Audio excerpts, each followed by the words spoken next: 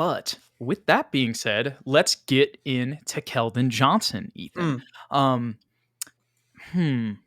So I guess I'll start with this. As much as we mentioned that starting lineup, do you think there's a world where we start Keldon and Harrison comes off the bench at the 4?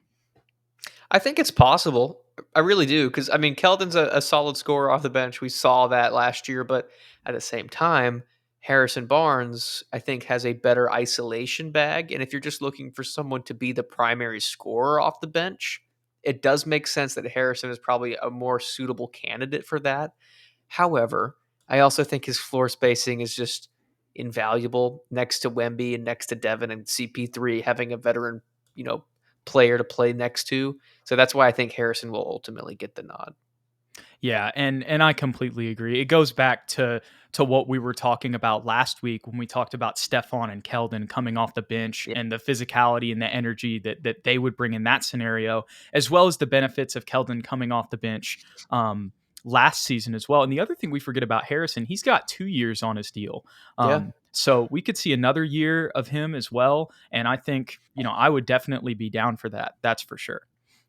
Either way, I won't be upset. But I think, like you said, the Keldon Stefan pairing off the bench would do wonders for the energy, especially if we get off to a bad start.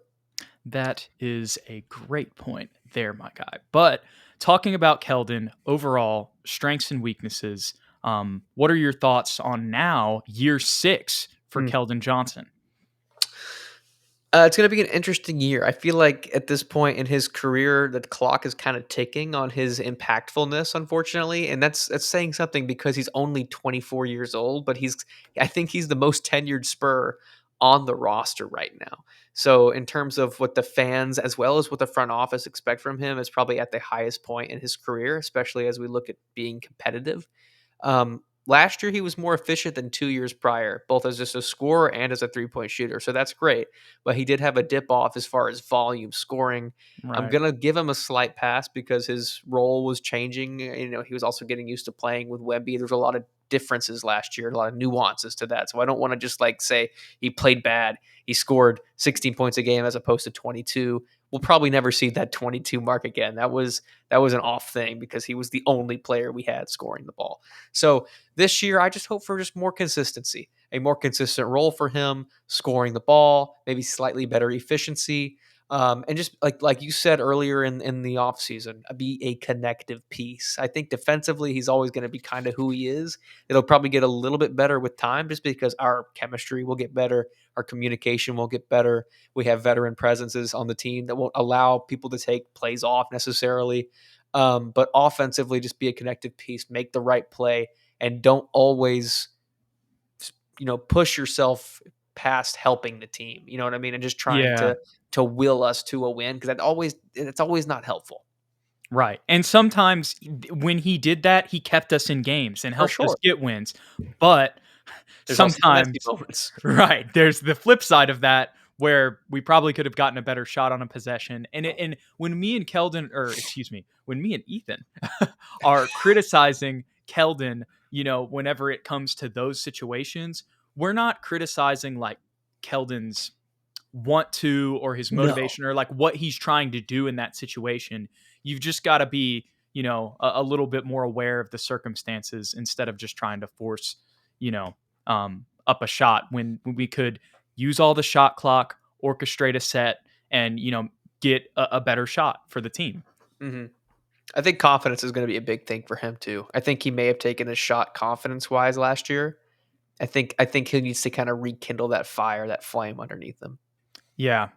And I think that playing next to Stefan, like For with that sure. energy, like I think I can see both of them. There's already a bunch of pictures of Stefan at UConn, kind of flexing and yelling.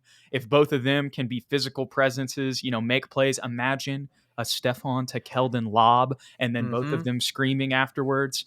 Um, that is some good juice and energy that can kind of rekindle, like you said, the Keldon Johnson that kind of a bunch of Spurs fans fell in love with, Yeah. when he was just out there hustling with DeMar and DeJounte in the bubble. I mean, having Harrison and Chris Paul and Stefan and a seasoned Victor, I think this will kind of allow him to get back to that a little bit, where he won't necessarily have to be the big time scorer. He can score just in the flow of the offense. Like we don't necessarily have to write up plays for him. And I think that's going to help his confidence. It's going to help his efficiency. And he's going to visually, just eye test, look more impactful. Yeah, and Connor McLeod is saying that Keldon has slimmed down this offseason. He said it's like he's lost 12 pounds. But I Nice. also agree with some of the other comments are saying, like, and it's kind of what you opened up with here, Ethan. How do I put this? I don't want to say he's on trial. That's a bad way to put it. But like, this is kind of okay. If we see the same thing that we saw last year with Keldon, I think then me and you will be like, all right, I think we kind of, at this point, you kind of got to lower the ceiling a little bit. But, surrounded by CP3 and Harrison Barnes, again, as well as Stephon, as we mentioned, like there's still going to be times where he's on the floor with Chris Paul. Maybe there's an injury and we got to play Keldon and Harrison Barnes together at both of the forward positions.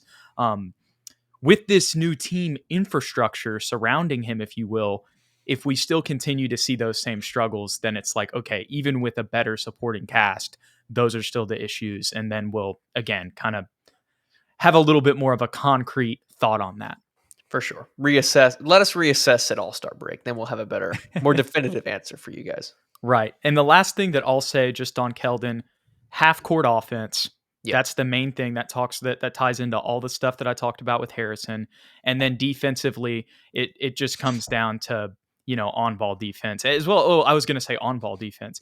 Off-ball defense really is actually probably the His bigger biggest thing. problem. Yeah, for him. But still, there were some on-ball times where he can get, blown past at times as well. But I think, like you said, the connectiveness. That's the thing when I look at him on defense, being aware of everything going on, that ties into the communication thing that we've continued to harp on, that we hope Harrison Barnes and Chris Paul bring. But communication isn't going to fix everything, but still those guys can teach them a lot.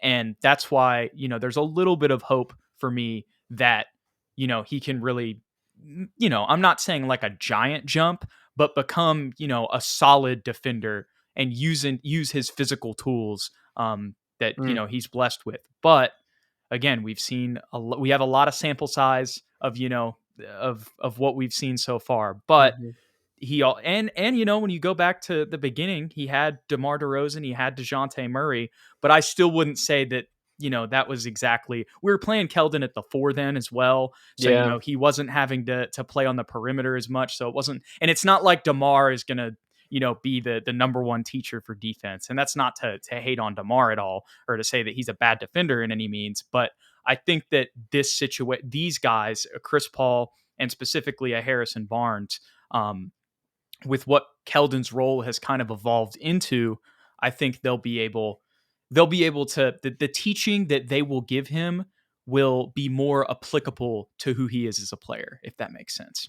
For sure it does. Gregory Castillo says, wishing Keldon the best in Cleveland when Darius Garland comes to SA. I don't know if that's going to happen, my friend. I was going to say we had those rumors all summer, but yeah, I mean, I don't know. We'll see with some of the trades moving forward. Right. It's all wide open under Victor Wembanyama. But any final thoughts on KJ? No, sir.